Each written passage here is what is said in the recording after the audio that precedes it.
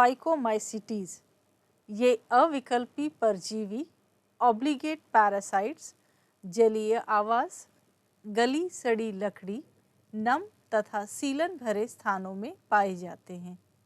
कवक जाल अपटीय और बहुकेंद्रिक होता है। अलैंगिक जनन चल बीजाणु ज़ूस्पोर्स या अचल बीजाणु एप्लानोस्पोर्स द्वारा होता है। ये बीजाणुधानी में अंतरजातीय उत्पन्न होते हैं। लैंगिक जनन दो युग्मकों के संलयन द्वारा होता है। ये युग्मक आकारिकी में एक जैसे होते हैं तो इसे समयुग्मकता कहते हैं, और अगर भिन्न है तो असमयुग्मकी अथवा विषम समयुग्मकी कहते हैं। फाइकोमाइसिटीज के उदाहरण हैं म्यूकर, राइजोपस तथा एल्बुगो। एस्कोमाइसिटीज इसे सामान्यतः थैली फंजाई भी कहते हैं। ये एक कोशिक जैसे यीस्ट या बहुकोशिक जैसे पेनिसिलियम होते हैं। ये मृतजीवी, अपघटक, परजीवी अथवा शमलरागी पशु विष्ठ जैसे गोबर पर पाए जाते हैं। कवक जाल शाखित तथा पटीय होता है।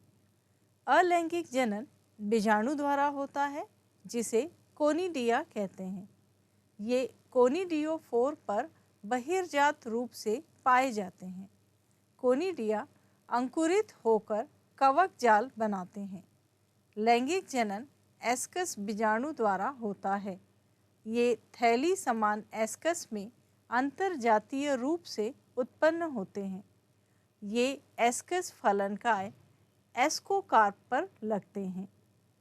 एस्कोमाइसिटीज के उदाहरण हैं एस्परजिलस, न्यूरोस्पोरा, क्लेविसेप। न्यूरोस्पोरा का उपयोग जैव रासायनिक तथा आनुवांशिक प्रयोगों में बहुत किया जाता है। इसके अंतर्गत आने वाले मॉरिल तथा ट्रफल खाने योग्य होते हैं। बेसिडियोमाइसिटीज इसके सामान्य ज्ञात प्रकार हैं मशरूम, ब्रेक्ट फंजाई अथवा पफ बॉल। ये मिट्टी में लट्ठे तथा वृक्ष के ठूंठों पर तथा सजीव पादपों के अंदर परजीवी के रूप में उगते हैं, जैसे किट तथा कंड। कवक जाल शाखित तथा पटीय होता है। इसमें अलैंगिक बीजाणु प्रायः नहीं होते, लेकिन कायिक जनन खंडन विधि द्वारा बहुत सामान्य है। इसमें प्लाज्मोगेमी विभिन्न स्ट्रेनों वाली दो कायिक कोशिकाओं अथवा जीन प्रारूप संलयन से होती है। इसमें बनने वाली संरचना द्विकेंद्रकीय होती है, जिससे अंततः बेसिडियम बनते हैं। बेसिडियम में केंद्रक संलयन, कैरियोगेमी तथा मियोसिस होता है, जिसके कारण 4 बेसिडियम बीजाणु बनते हैं। बेसिडियम बीजाणु बेसिडियम पर बहिर्जातीय उत्पन्न होते हैं। बेसिडियम फलनकाय में लगे रहते हैं, जिसे बेसिडियोकार्प कहते हैं। इसके उदाहरण हैं एगैरिकस, जिसे हम मशरूम, ऑस्ट्रिलेगोकंड तथा पक्षिनिया किट फंगस आदि हैं।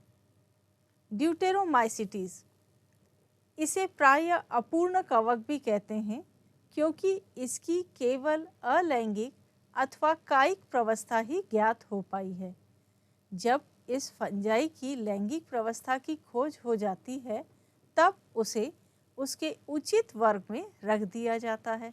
यह भी संभव है कि अलैंगिक तथा कायिक प्रवस्थाओं को एक नाम दे दिया गया हो और लैंगिक प्रवस्था को दूसरे वर्ग। एक बार ड्यूटेरोमाइसिटीज के सदस्यों की उचित प्रवस्था का पता लग जाए, तब उन्हें एस्कोमाइसिटीज और बेसिडियोमाइसिटीज में सम्मिलित कर लेते हैं।